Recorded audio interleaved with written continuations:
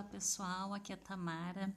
Estamos na segunda parte do medo do nosso livro As Dores da Alma e vamos lá. Dentre as muitas dificuldades que envolvem a agorafobia, a mais grave é a incerteza de nosso valor pessoal e as crenças de baixa autoestima que possuímos, herdadas muitas vezes na infância.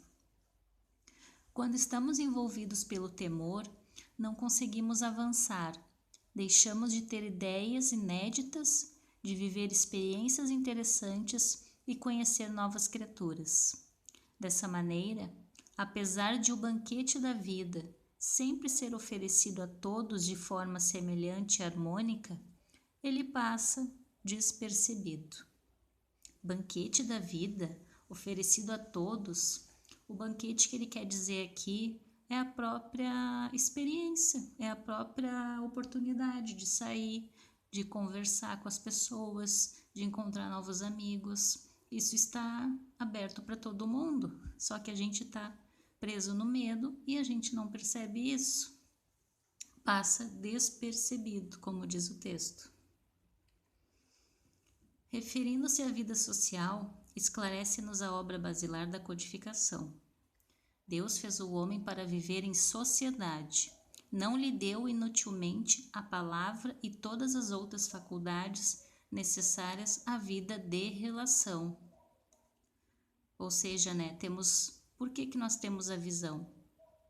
É para olhar o outro, a audição para escutar o outro, o tato, o olfato, o paladar, tudo para uma vida de relação, não uma vida isolada.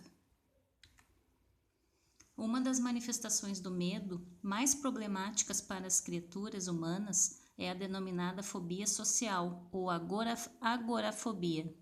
Etimologicamente, agorafobia significa medo da praça.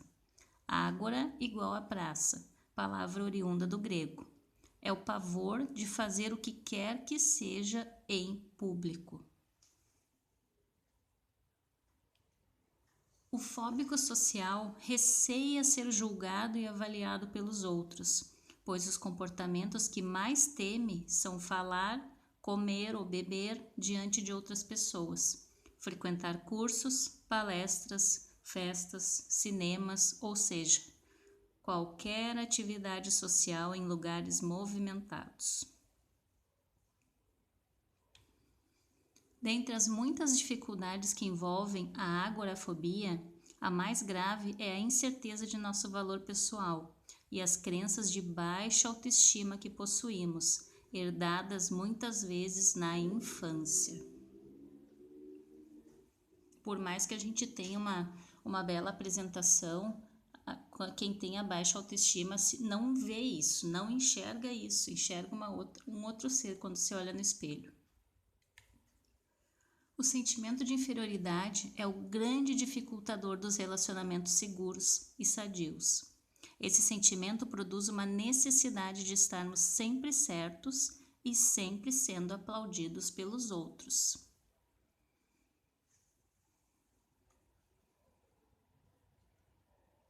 Diversas matrizes do medo se fixaram na vida infantil. Os pais autoritários e rudes, que estabeleceram um regime educacional duro e implacável, impondo normas ameaçadoras e punitivas, criaram na mente das crianças a necessidade de mentir e fantasiar constantemente. Por exemplo, a mãe vai buscar a criança na escola e pergunta para ele, como é que foi na escola? Aí, em vez dele dizer, foi ruim, eu não consegui aprender, ele mente. Ele diz, não, foi tudo bem. Só isso. E diz, foi tudo bem.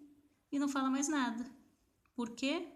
Porque ele sabe que se ele falar que ele não conseguiu alguma coisa, ele vai ser repreendido.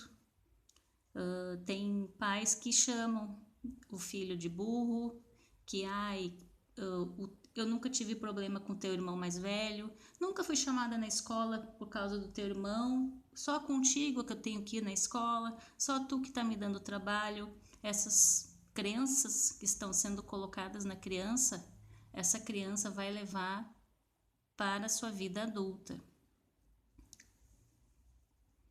Nós vemos isso muito na escola.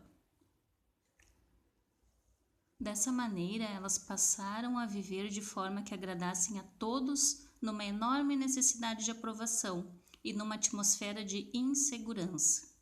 Tais crianças poderão desenvolver no futuro fobias, cujas causas são a doentia preocupação com o desempenho sexual, uma megalomaníaca atuação profissional, a fanática observância a crenças religiosas e o procedimento extremista de estar sempre correto em tudo o que fala e faz. O que ele está querendo dizer é que quando a criança é muito repreendida, né, enquanto criança, ela cresce uma pessoa extremamente preocupada com qualquer desempenho que venha a ter na profissão, na crença religiosa, como diz ali o texto. Ela vai querer ser ótima, ela vai ter essa exigência interna exagerada devido a ter tido essa repreensão quando criança.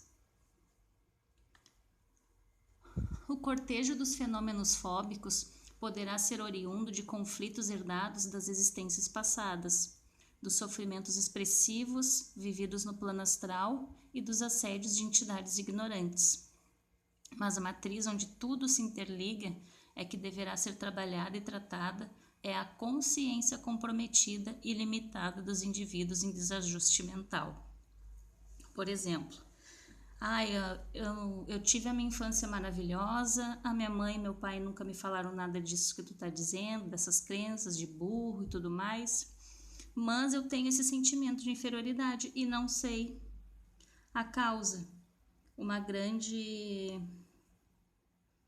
questão que nós temos que avaliar é, se não foi nessa causa que essa pessoa está se sentindo com a autoestima baixa, talvez venha de vidas passadas, que a gente vai carregando até ser curado, a gente carrega todas as dores que a gente sofreu.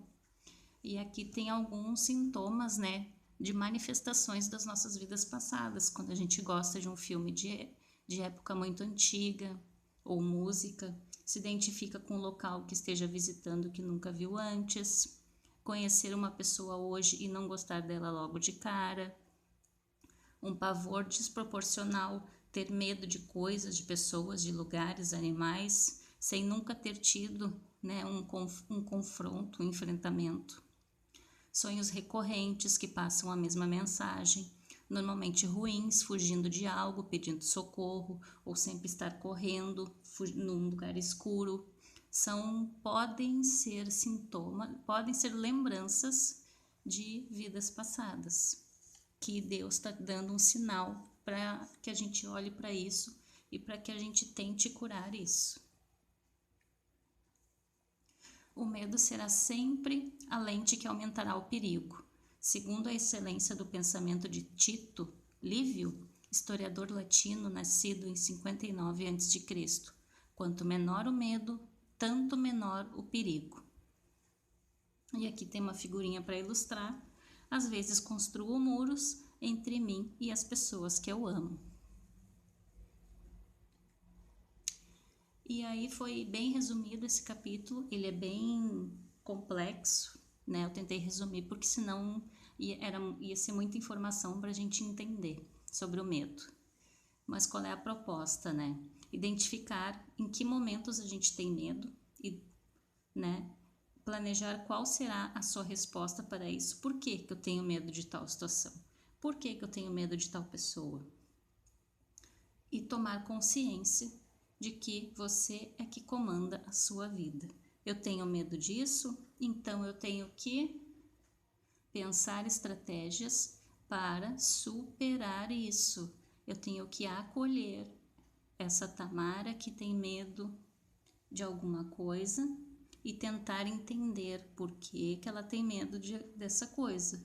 Quanto mais eu ignorar, mais eu vou estar que nem aqui, ó, construindo muros, e quando vê, eu tô rodeada de muros que eu mesmo coloquei. Então a proposta é que a gente olhe para esses medos e que a gente acolha, porque são os nossos medos. Se a gente ignorar, a gente vai ter aquela sensação, aquele sufocamento interior nos incomodando, e a gente acha que está evoluindo, mas vai ter uma angústia lá dentro de nós, pedindo socorro.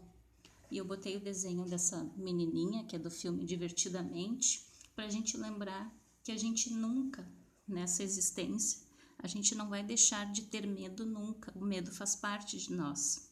A gente precisa ter o medo, porque senão a gente ia atravessar uma rua sem olhar para os lados, porque a gente não ia ter medo de ser atropelado. O medo é necessário para o instinto de vida, instinto de sobrevivência, mas o medo exagerado, daí já vira uma doença. Coloquei também uma outra figurinha, né, da internet. A depressão é uma prisão na qual você é tanto o prisioneiro quanto o cruel carcereiro. E mais uma dica: se tu percebes que tá vindo uma tristeza por causa de um medo que tu não sabe por quê, e tu não tá conseguindo sair, peça ajuda. Não fique sofrendo sozinho. Peça ajuda, peça para conversar com alguém, com um amigo. Quero só desabafar, mas saia dessa zona, saia da sua prisão. Não fique na sua prisão, porque 50% da cura de qualquer situação, esse 50% é do teu esforço. Então a gente tem que pedir ajuda. E é isso aí. Terminamos o capítulo do medo. Nosso próximo capítulo é a preocupação. Ai, não dá para ver o título. Preocupação. E nos vemos no próximo vídeo. Fiquem com Deus, muita paz e muita luz a todos nós.